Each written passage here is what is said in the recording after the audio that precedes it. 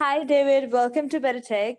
It's a pleasure to have you on the show. So let's start off with your introduction first about your role, your current job, and then we'll move on right to the topic for today. Sure. Thank you for inviting me. This is slightly unusual for me because normally I'm the one interviewing someone else because my role at the Harvey Nash Group is as the Group Technology Evangelist, which effectively is trying to bring together our company's voice through multiple digital channels into a kind of a coherent stream of insight on the market. And that is through podcasting, it's through videos and events, it's through writing. So some people look at me and say I'm a bit of a journalist. Some people look at me and say I'm a bit of a salesperson. Some people think I'm a bit of a marketeer. But I've been running a podcast now for 6 years, 7 years nearly, called Tech Talks, which is 466 episodes old, gets about 15,000 streams a month. And yeah, so I normally interview people in the industry, and all of my experience comes from those conversations over the course of those years. So, which role do you relate to the most, a salesperson, journalist, or marketeer? It's probably a mixture between a sales role and a journalistic role, if I'm honest. I don't really identify with marketing as much. I'm in this very lucky position of being able to talk about and write about the subjects that I feel are most important or pertinent where the market's concerned. And that's meant that I've been able to kind of pursue an agenda around inclusion and diversity over a number of years and try and be an ally in that position and write about those topics. So that's great. Often find myself talking about big data or AI and ethics. And that's always super interesting. And then it's through those conversations, obviously, where you find yourself as a peer on a stage or a platform with another person that you organically enter a conversation, and that may lead to an opportunity to introduce them to someone where there might be some benefit. And I suppose that's the very soft sales aspect of what I do now. Right. So, David, let's dive right into our topic for today, which is how AR/VR might affect the future of work and recruitment strategies. So, for recruiters, this kind of virtual reality presents an interesting opportunity to change and improve the candidate experience. What are your thoughts on it? Well, this is interesting because my background is as a recruiter. Harvey Nash Group are a technology solution and recruitment business. Harvey Nash itself is a global recruiter. And I spent the best part of a decade hands-on recruiting people. At one point, I managed over 100 contractors. So kind of preparing people for interviews was my day-to-day experience, right? So I think that there are some interesting applications for AR and VR within the recruitment process. I think there's a couple of interesting points around inclusion that might be and bias that might be interesting. So if I think about the musical sector, for example, my brother-in-law is a flautist, and when he auditions for a role within an orchestra, he plays behind a screen so that the panel of experts listening to his playing are not influenced by his appearance, his sex, his skin color, his age. And interestingly, over the last few years, you've seen a number of technology organizations, I've been lucky to interview quite a few on the show, think about how technology might be able to not to remove bias, but to reduce the amount of bias in the recruitment process.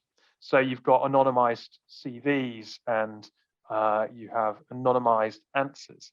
But there always comes that point where you're going to meet someone in a recruitment process. So it's minimized rather than reduced. But I suppose AR and VR and the use of avatars might present for an opportunity to take that one step further than you can currently do.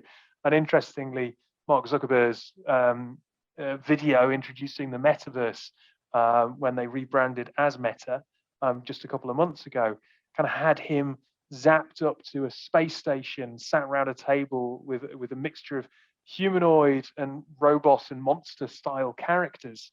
And you could be anybody. You could be a female in her 50s from a minority group, but you could decide to appear on a video as a giraffe, and no one would know who you are or where you came from, and it would immediately challenge some of that unconscious bias.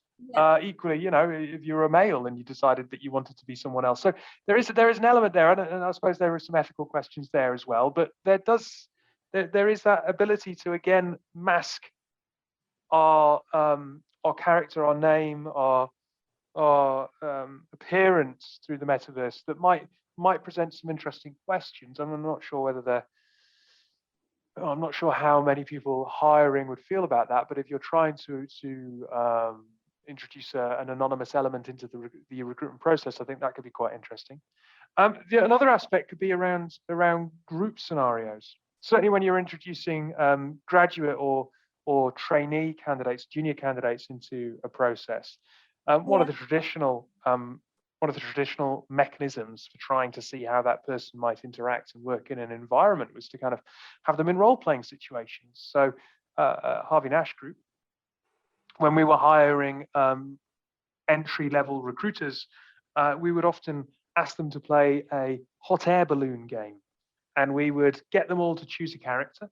So they might choose to be Gandhi, or they might choose to be I don't know, Tony Blair or someone, whoever they might choose. There's some figure from history that they kind of identified with or admired in some way. And then they'd argue that person's case whilst in a hot air balloon hurtling towards Earth. And each round, the people around the table would vote off who they thought was the weakest potential candidate to be saved as the final person in the balloon. Well, in a virtual environment, you could take that one step further, and you could really play out that scenario and have it feel so much more immersive and allow people to really kind of go for it and buy into those characters. And so I suppose you would see a slightly different aspect of their character in that virtual environment that I think would be quite interesting. So there's a couple of things. I think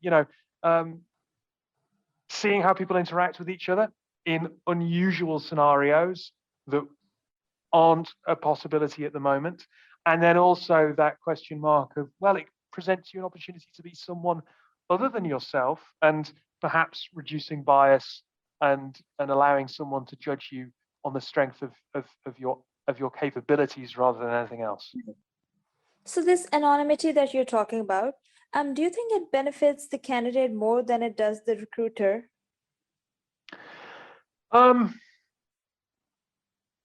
Well, I don't think they're exclusive. I think if it benefits the candidate, it benefits the recruiter. I think if the candidate is bringing their true self and is being judged on their potential, and I think we should judge on potential rather than experience, then I think that's a good thing. And I think that whilst that is undoubtedly good for a candidate, that is good for an organization, because they will then therefore make a better informed hiring decision that is likely to bear longer term fruit for them and benefits for them than unfortunately some of the traditional methods, where we do tend to look at someone's experience rather than what they potentially could bring to an organization. Yeah. So if you're talking about an enterprise firm or a small startup, so what are some barriers to AR/VR adoption in recruitment, especially?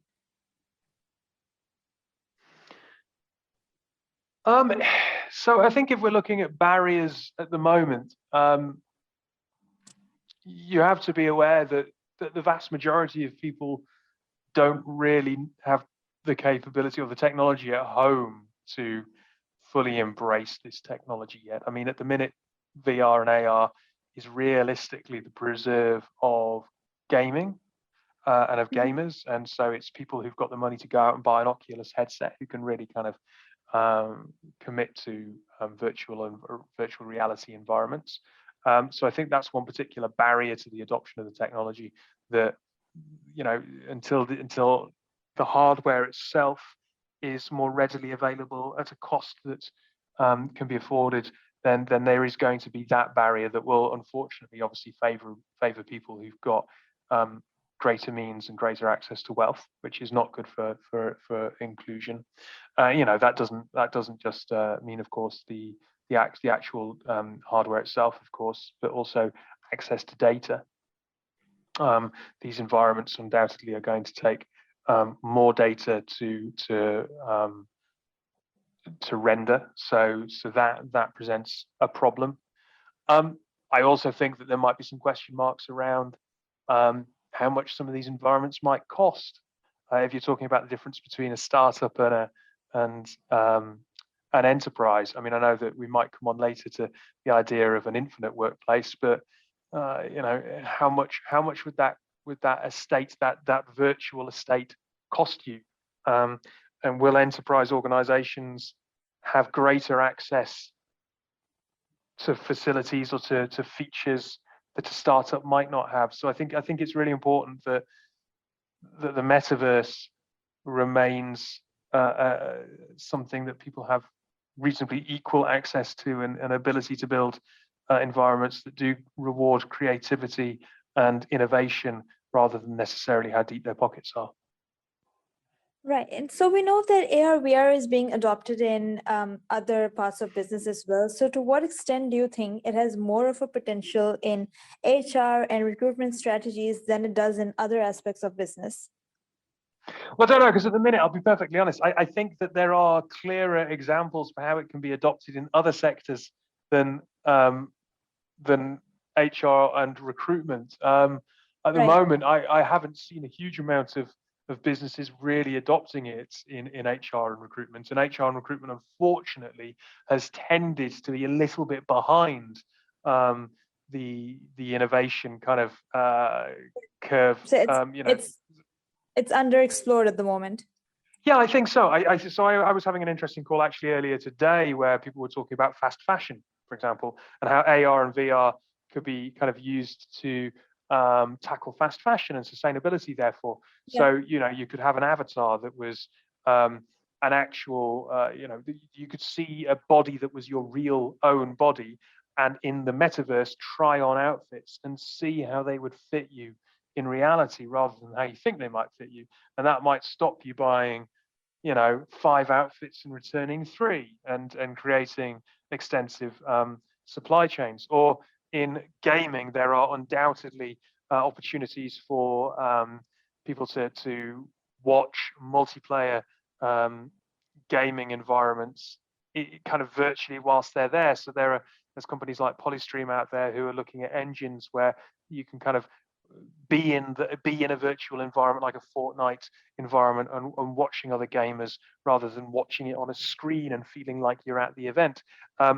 Concerts, music, sports are all environments again where you can kind of see that there might be some really interesting user cases. So what's to stop a sports club with a limited capacity at their stadium saying, well, why not? Why don't we put a virtual stadium and virtual tickets online and allow people to be able to sit anywhere in that stadium, but from the comfort of their home. But maybe they'll be sat next to their friend who is 100 miles away from them, and the ground is 200 miles away from them. But actually, they can be sat next to each other in the same virtual environment, watching the game live as if they were in the stands, or exactly the same idea with a concert.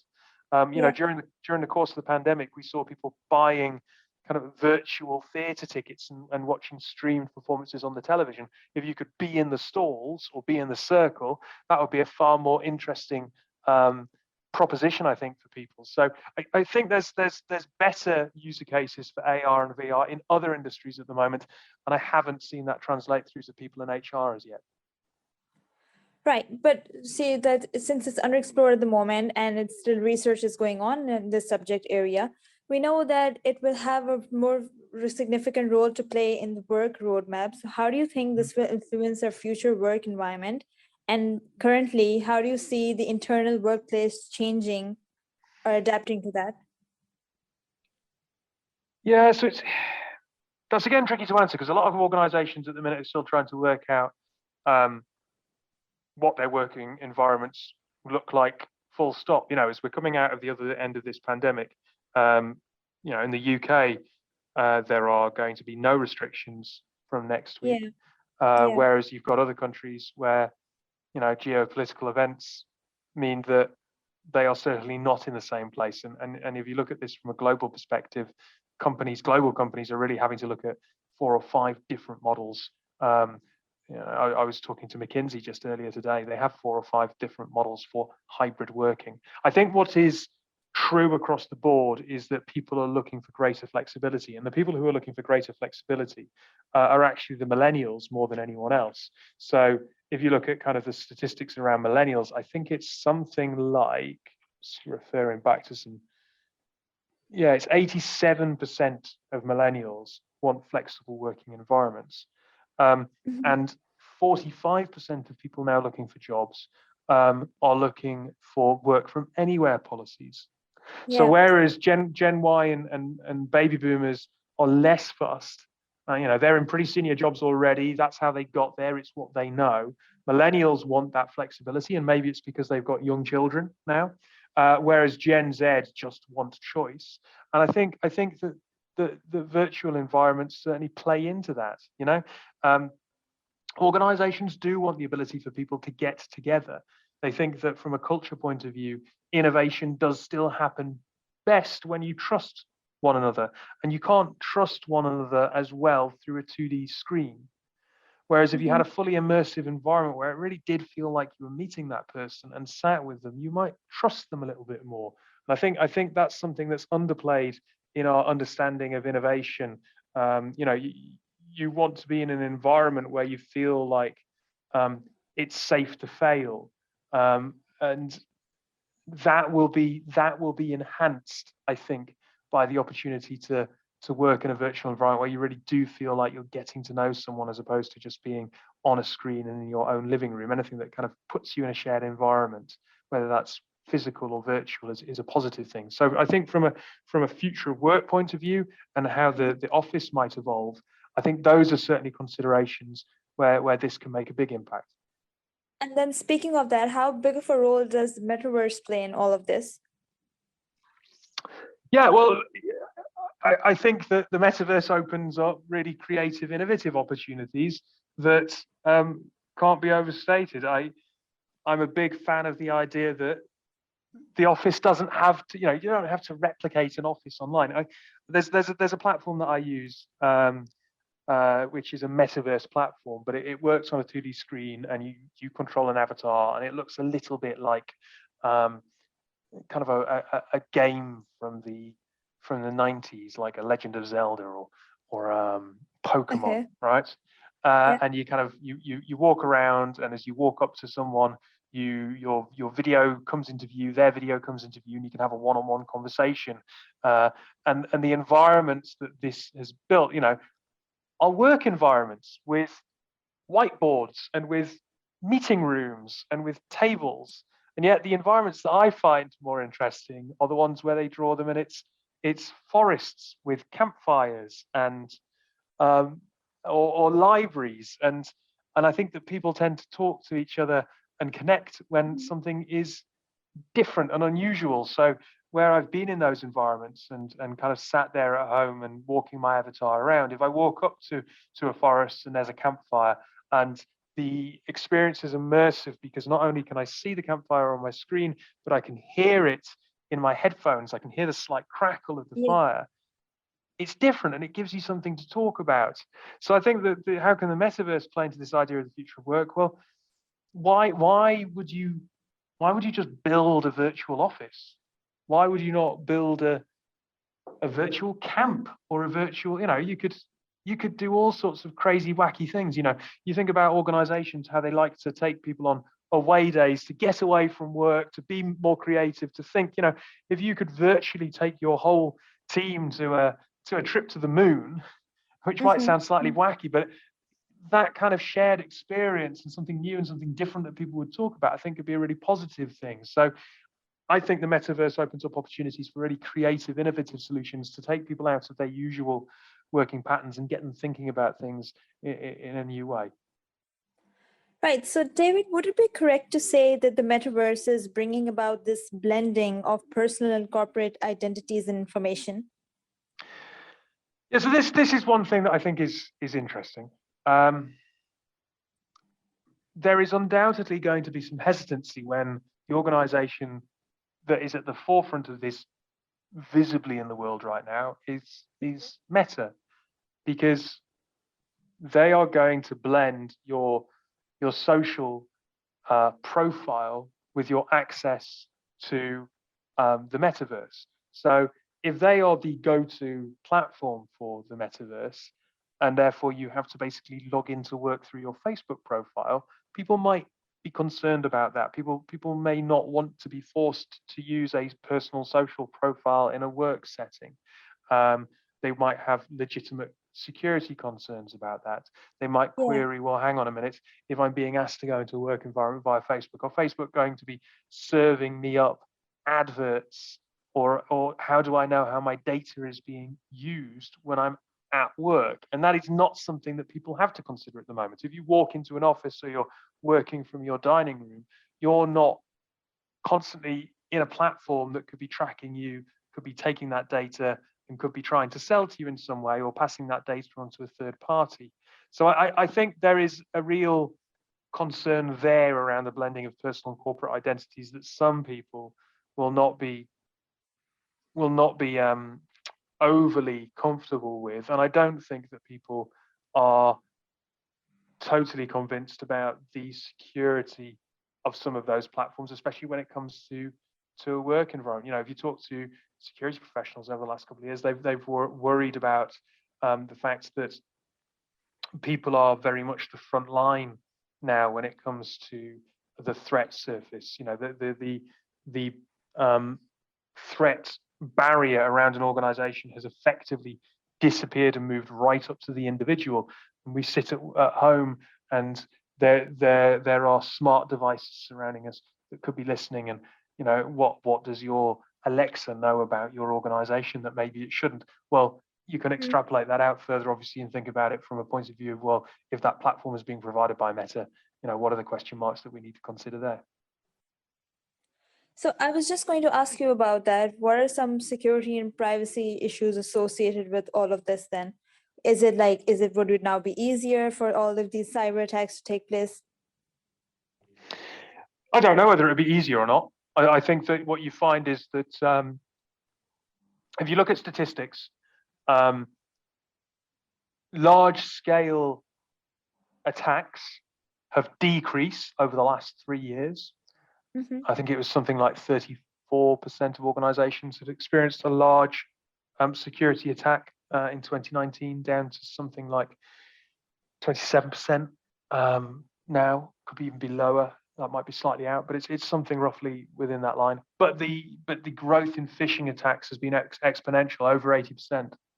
And again, it's that idea that the security perimeter has disappeared and has come and is now on your dining room table. So I think that there are legitimate concerns because of the trends around the types of attacks that organizations tend to see, and the fact that it is very much attacks on individual, phishing attacks, and the growth of that. I think that, you know, the illegal invasion of Ukraine and Russia's actions are another concern that might seem quite distant from working environments right now, but undoubtedly will destabilize geopolitical kind of status quo, will lead to more security attacks, more opportunistic security attacks on organizations and individuals. That is an unfortunate byproduct of what is a humanitarian catastrophe anyway. So that's only going to make organizations think more carefully about their security. And I think that it's going to be a very difficult time for anyone to really think about how the metaverse might be adopted into working environments right now. I think that we're going to have to kind of iron out some of these security issues before there is a large scale kind of corporate adoption of these kind of technologies in the working environment. Right. So this brings me to my last question for this episode. So given that all of these security and privacy concerns in mind, what's the future of the metaverse? How does it incorporate or integrate into the AR, VR for recruitment strategies? And how far do you think companies would be investing in a physical office space in the future? How far do I? Okay, let's. How far do I think organizations will invest in a physical office space in the future? I mean, even the most forward-thinking, flexible organizations recognize the need to get people together. You know, Flexa Careers, organization ran by an incredible person called Molly Johnson Jones. At the minute, they get together once a month because their organization is around 50 people. So once a month, you get everyone together. That's enough for everyone to get to know each other. But even they say that whilst everyone has to have choice, they can imagine as they grow, they would probably like to get people together once a week. And there are challenges around that because their teams are being hired without location necessarily thought out. So, you know, someone who's a really talented individual might be brought into that organization. They might be based up in North Scotland or even further afield. So I think that there will always be the desire to have a physical space that someone can come into if they should want. Don't forget that as much it is as inflexible to not provide that physical environment as it is to suggest that someone should come into an environment against their choice. But True. a metaverse style environment might offer a halfway house that is a better way of accommodating some of that in person, even though it's not in person, but feels more in person than via a 2D screen, in person interaction. I think, therefore, that it's going to be a blended approach, as with hybrid environments right now, and it being 2 days in the office, 3 days from home, or 3 days in the office, 2 days from home, and people kind of working out a balance. I imagine that the metaverse and AR VR is going to be something that people have as an option. You know, well, let's meet in the virtual office today. Today I'm going to be working from home. Today I'm going to be in the virtual space. Then I'm going to be in the physical environment. I think that it offers another alternative, but I don't think it's going to be a wholesale, this is a replacement for what we have traditionally had. I think that, you know, people like being able to switch off and concentrate and be sat in their own environment with music in. People like being able to go into the office because they have that social aspect. Yeah, to have the choices. Yeah. And I imagine that people may well like being able to go into the metaverse for the slightly more fantastical and currently science fiction environments that offer something different. I mean, what exactly that is, I'm not entirely sure at the moment. I think there's an element of you've got to look to science fiction to try and give you some predictions on that front. Right. Well, David, that wraps up our episode for today. Thanks for joining us on BetaTech. Thank you for your time.